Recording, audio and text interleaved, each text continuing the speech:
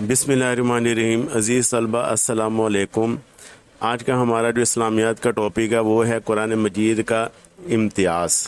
سب سے پہلے ہم پڑھیں گے کہ امتیاز کس کو کہتے ہیں، امتیاز کا مطلب کیا فرق ہوتا ہے۔ امتیاز کا جو لفظی مطلب ہوتا ہے نا، اس کا استعمال ہوتا ہے فرق کرنے کے لیے، یعنی کہ ہم کہتے ہیں کہ ان دونوں چیزوں میں کیا امتیاز ہے۔ امتیاز کا مطلب ہوتا ہے فرق ہے کہ ایک چیز 100 روپے کی ہے کہ 120 روپے کی ہے، تو دونوں چیزوں میں کیا امتیاز ہے، کیا فرق ہے۔ تو وہ کہتا ہے کہ یہ 100 والی ذرا کم کوالٹی کی ہے، 120 والی اچھی کوالٹی کی ہے۔ اسی طرح قرآن مجید کا جو امتیاز ہے، امتیاز کا مطلب ہوتا ہے نمایاں حیثیت، جو دوسروں سے اعلیٰ بنائے، دوسروں سے افضل بنائے۔ مثال کے طور کے اوپر اب ہم قرآن مجید کے امتیاز کا ذکر کرتے ہوئے کہتے ہیں کہ پہلی آسمانی کتابیں جو تھی وہ نازل ہوئی تھی، ان کے اندر لوگ جو ہوتے ہیں اپنی مرضی سے یعنی کہ احکامات تبدیل کروا لیتے تھے۔ جیسے کوئی صاحب حیثیت انسان ہوتا ہے یا اعلیٰ اقتدار کے اوپر فائز ہوتا ہے، یا اس کے بعد بڑا پیسہ دولت ہوتی ہے، اگر اللہ تعالیٰ نے کسی کام سے منع کیا، اگر وہ کام وہ خود کرتا ہے یا وہ کاروبار کرواتا ہے، تو وہ کہے گا کہ یہ کتاب کے اندر احکامات دیے گئے ہیں، تو وہ پیسے دے کر یا کسی بھی طریقے سے وہ احکامات نکلوا لیتا تھا، اور جو اس کی مرضی اور اس کے کاروبار اور اس کے کام اور اس کی عمل کے مطابق احکامات ہوتے تھے وہ ایڈ کروا دیتا تھا۔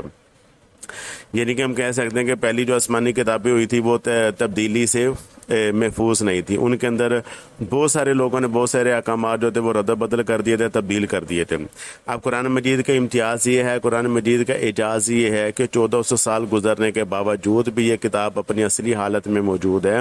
اس کے زیر زبر اور پیش کے اندر ذرا برابر بھی کوئی بھی فرق نہیں آیا۔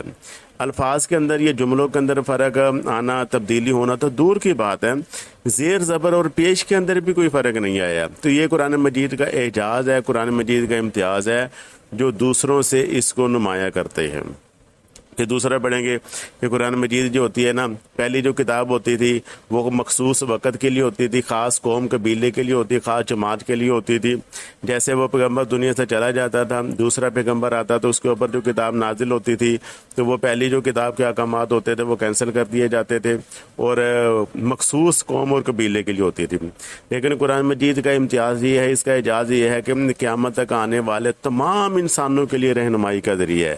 یہ صرف مسلمانوں کے لیے نہیں ہے کہ اس کو صرف مسلمان ہی پڑھیں گے، مسلمان ہی سے ہدایت حاصل کریں گے، بلکہ دنیا کا کوئی بھی انسان، چاہے وہ یہودی ہو، سکھ ہو، ہندو ہو، یا کسی بھی مذہب سے تعلق رکھتا ہو، عیسائی ہو، کسی بھی مذہب سے تعلق رکھتا ہو، قرآن پڑھے، اس کے احکامات کو سمجھے، غور و فکر کرے، اس کے بعد دائرہ اسلام میں داخل ہو جائے، توحید کا قائل ہو جائے، رسالت کا قائل ہو جائے، آخرت کے اوپر عقیدہ ایمان ہے کہ ملائکہ کو مانے، یعنی کہ اللہ تعالیٰ کے تمام احکامات کو مانے گا، تو وہ انسان جو ہوگا وہ جہنم کے راستے سے نکل کر جنت کے راستے پہ چلنا شروع ہو جائے گا۔ تو وہ گمراہی کے راستے سے نکل کر اللہ تعالیٰ کی بتائی ہوئی احکامات کی روشنی کے راستے کے اوپر چلنا شروع ہو جائے گا۔ تو قیامت قرآن پاک جو ہوتی ہے نا، وہ صرف مخصوص قوم قبیلے کے لیے نہیں، بلکہ تمام انسانوں بلکہ دنیا کے تمام انسانوں کے لیے رہنمائی اور ہدایت کا ذریعہ ہے۔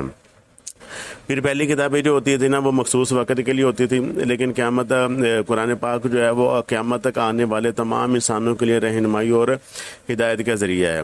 اب جس طرح نبی پاک صلی اللہ علیہ وسلم 1,24,000 پیغمبروں کے سردار ہیں، اسی طرح قرآن مجید جو ہوتی ہے نا، پہلے آنے والی جتنی بھی آسمانی کتابیں ہیں یا صحیفے ہیں، یہ چھوٹے چھوٹے کتابچے ہیں، ان تمام کی سردار ہے۔ اب نبی پاک صلی اللہ علیہ وسلم دنیا میں آئے تو آپ صلی اللہ علیہ وسلم کے آنے سے جو پہلی شریعت تھی وہ ساری کی ساری کینسل ہوگی۔ اسی طرح قرآن مجید کے آنے سے پہلی جتنی بھی آسمانی کتابیں تھیں اس کے اندر جو احکامات ہیں، جو شریعتیں لکھی گئی تھی، وہ بھی سارے کینسل ہو گئے۔ اب قرآن مجید کو یہ فضیلت حاصل ہے کہ قیامت تک رہنمائی کا ذریعہ ہے، اور اللہ تعالیٰ قرآن پاک میں فرماتے ہیں اگر کوئی انسان قرآن مجید کی تعلیمات کے علاوہ، اللہ اور اس کے نبی کے دین کے علاوہ کوئی اور دین لے کر قیامت والے دن حاضر ہوگا تو وہ دین، وہ عمل ہرگز قبول نہیں کیا جائے گا۔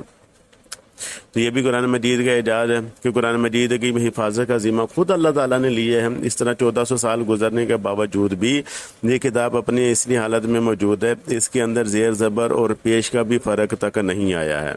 تو یہ قرآن مجید کا یہ امتیاز بھی ہے، قرآن مجید کا یہ اعجاز بھی ہے۔ تو اللہ تعالیٰ ہم سب کو نیک عمل کرنے کی اور توفیق دے، اور دوسروں تک علم کی باتیں پہنچانے کی توفیق دے۔ آمین ثم آمین۔